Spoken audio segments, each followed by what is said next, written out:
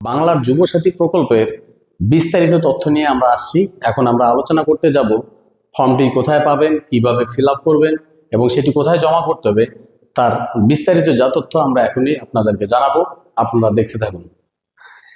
এখানে scheme overview রয়েছে। বাংলার যুবসাথী সম্পর্কে যে তথ্যগুলো, সেগুলো হচ্ছে বেনিফিট অ্যামাউন্ট। আপনি এই ফর্মটি ফিল আপ করলে মাসে 1500 টাকা করে পাবেন। এবং বেনিফিশিয়ারি যে বেকার, এটা কারা পাবে? এরা হচ্ছে বেকার যুবক যুবতী যারা, তারা এই প্রকল্পের আওতায় আসবে। এবং এই ফর্মটি ফিল আপ করতে গিয়ে আপনার এডুকেশন কোয়ালিফিকেশন সর্বনিম্ন মাধ্যমিক পাস হতে হবে এবং আপনার বয়স সীমা সেটি 21 থেকে 40 বছর পর্যন্ত হতে হবে।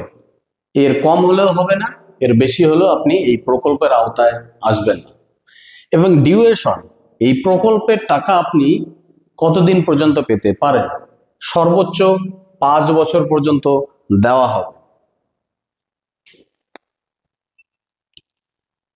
এখানে আবার বলা হয়েছে যে রাজ্যের মাধ্যমিক কিংবা একই সমতুল্য যদি অন্য কোনো পরীক্ষায় আপনি পাশ করে থাকেন, তাহলে আপনি এই স্কলারশিপ পেতে পারেন বা এই প্রকল্পটি আপনি পেতে পারেন।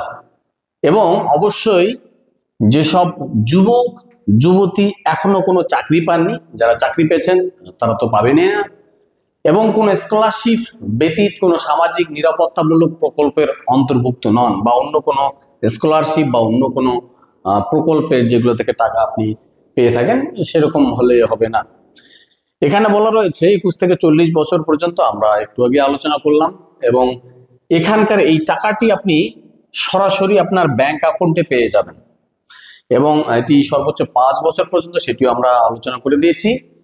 এটি আগামী 1 এপ্রিল 2026 থেকে এই টাকা আপনি আপনার অ্যাকাউন্টে পেয়ে যাবেন যদি আপনি এই প্রকল্পের আওতায় আসেন।